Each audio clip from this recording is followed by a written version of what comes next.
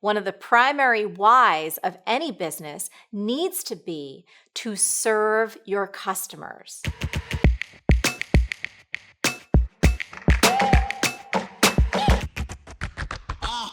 So this is something I've been struggling since I opened my online school, Joana Seiras Online Dance School. I've always seen myself as an artist, not as a business person. So once I started to look at my work from a business perspective, and once I dug into B School, I really struggled, and I'm still doing it, between my vision of what I want to produce and offer to my community Yes. and what I feel they want or the mainstream market wants. There is a huge void between what I want to produce and what the market seems to ask. And a huge void also between the artistic side of my work and the business side of my work. I feel like I'm betraying one if I focus on the other and vice versa. The courses that usually sell more, just to give you an example, are the ones I feel less interesting on an artistic level.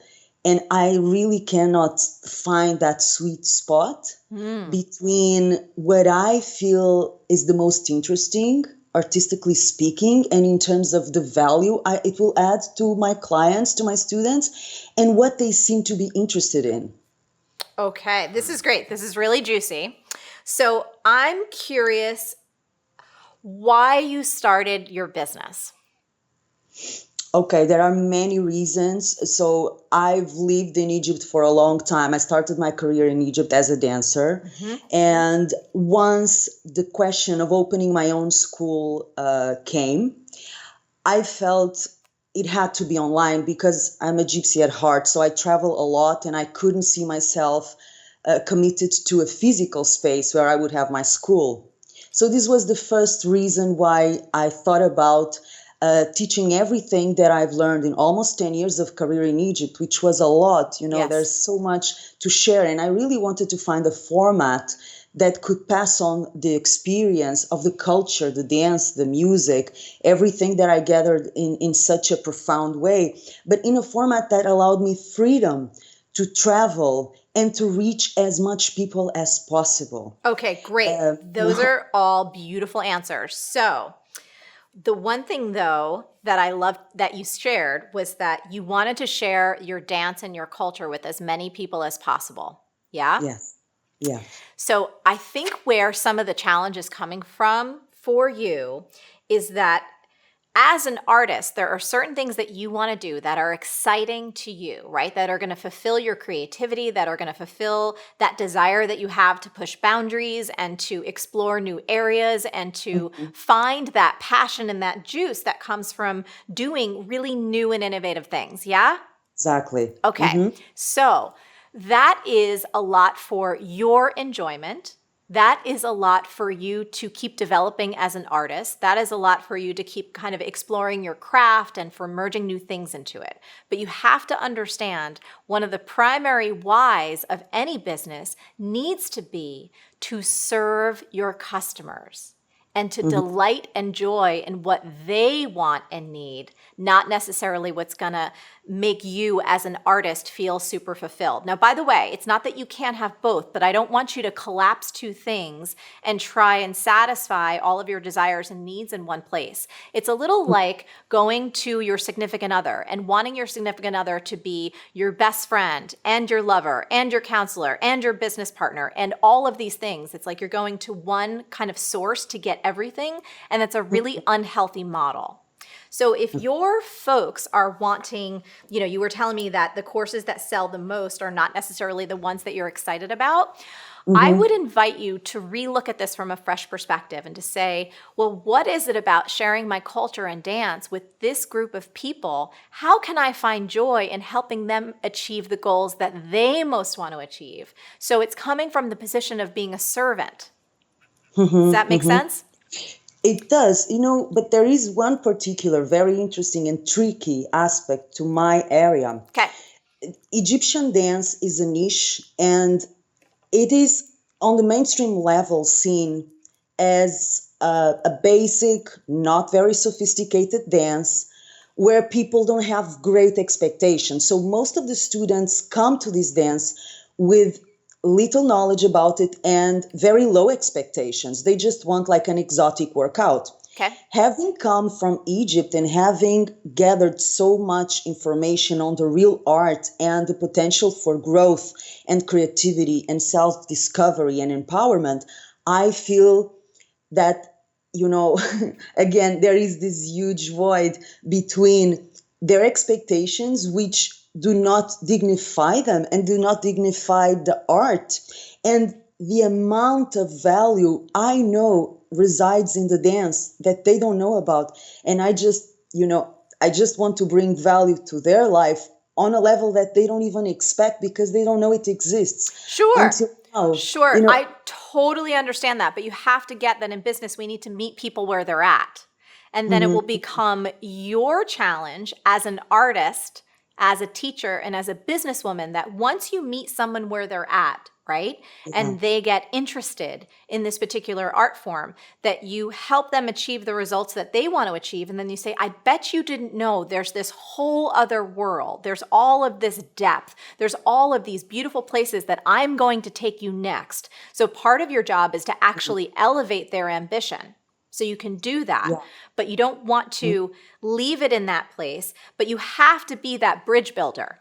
You have to take it upon yourself, right, to see this as another creative challenge. So if people only understand a kind of fundamental level of this art form and that's all that they think there is, you meet them where they're at, but then very quickly you can shift gears and open up a wider landscape and say, hey, and here's where we're going next.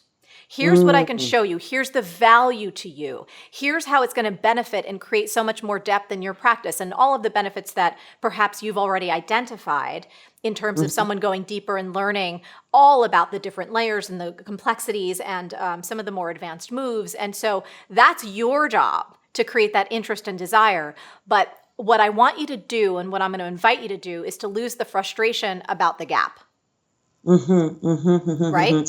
Yeah. So understanding that for anyone who is not from where you're from or who doesn't have the depth of understanding and knowledge that you already have, part of your job is to be that joyful guide, to introduce them and to plant those seeds of interest and desire so that they want to continue on the journey, so that they want to go into those more advanced practices. Now, I will say this, you do have to understand too that as you get more advanced in any level or any field of study, I should say, that the portion of the market that's interested tends to get smaller and smaller. Now, that's not a bad thing because dance is a really beautiful world where there's millions of people that are interested, especially in the type of dance that you do. But you want to understand as you ascend up the ladder that there's likely going to be less people. So that gives you an opportunity as a business owner to actually charge higher prices for more intensive areas of study. But just to go in with eyes wide open, knowing that not everyone is going to want to ascend to those levels. Does that make sense? Yes, it does. It does. Yes. It totally makes sense. So you have to also, I think this is one thing that can trip a lot of artists up when it comes to the business side of their business. Somehow there's almost like this disconnect where you're like, okay, now I have to be a business person, and you kind of take your creative hat off. The opposite is actually true. In order to be a really good business person, you need to bring all of your creativity into that field. You need to continue to ask yourself, how can I artfully inspire someone to want to take the next steps? How can I artfully produce my marketing and my content and do so in such a way that it's fresh and new and innovative? All of the kind of keywords that you said to me about the pieces of your practice that you feel like you're not being able to share with the market, I want you to take that same mindset and heart set and start applying that to the business. Now, wonderfully, you have access to B-School, which is awesome, which means that you can go back and revisit the same ideas and principles at any time, and you can come do the live course with us again. But I honestly think you've got so much going for you. You are so talented. This is such a beautiful area of study. I just want to leverage some of your strengths as an artist and apply those over on the business side and have you really rejoice in guiding people along this journey to where they start off thinking one thing about this style of dance, and then you open them up to a whole new world. And then what's awesome is you can actually sizzle and shake and show them what's possible because you have a level of mastery in your art that not a lot of people do. Yeah, I guess where I'm missing is the meeting point you just mentioned. I want to jump directly to the juicy, Yes. really interesting and pioneering content. Yes. And I struggle with meeting them where they are. Yes. And I know this transition has to be made. I just, find it Yeah. difficult. That's okay. For most of us, when you're really good at something, you almost take for granted when people aren't, right? And you're like, oh, well, Yeah. I want to get them to these really advanced things. But think Yeah. about this as an exercise in compassion, in meeting people exactly where they're at. I often think about this. Sometimes, I've been talking about business for almost 2 decades now. And sometimes when someone's unfamiliar with the kind of things that I've been talking about and teaching about for, 20 years, I'm like, oh, I just want to get to the more advanced things. But I have to remember to connect with my audience where they're at. Meet them where they're at and introduce them to this whole world so I can give them the stepping stones that they need to advance at their own pace and then have the success they desire. And that's Yeah. your role too. So rejoice in that. Take a sense of excitement in introducing people on a very small scale. It's like learning a new language, right? You can't start off just speaking fluently. We have to just start getting a few sentences down and a few words here or there and a pronunciation, and then we can build those building blocks to get someone to enter a whole new world.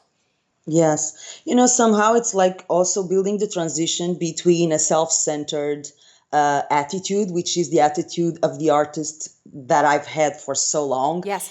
the attitude of putting myself in other people's shoes, Yes. which is, completely out of me. So I have to get out of my center somehow and see what's going on and where they at and what do they need, and then hopefully build up to the material that I know will really offer them so much more than they expect to receive. Well, see, everything that you're talking about right now, this language is beautiful and perfect. And when you do take the attention off of yourself and you put it on someone else and come from that place of compassion, and they get that you have their best interest at heart, that's when they trust you. That's when they start to gain skills and see possibilities. Then you say, hey, there's this whole other world I can't wait to introduce you to, but we need to focus on the fundamentals first so you have the skill set in order to build from, and here's what's coming. And that's when people get really, really excited. So that was a beautiful insight. And by the way, when you get a chance, go back and revisit Module 6 in B School, because I think based on this conversation that we've had right now, if you re-listen to that with fresh ears and fresh eyes and an open heart, you're going to see so many possibilities that you may not have seen before. Okay. Yes. I will. Awesome. Thank you so much, Marie. Thank you for everything, and a huge kiss to your team, which is really the best in the world, and I mean it. Thank you, my darling. We'll see you in the halls of B School. Thank you so much. Good luck. Keep us posted. Thank you. Thank you. Bye-bye. Bye.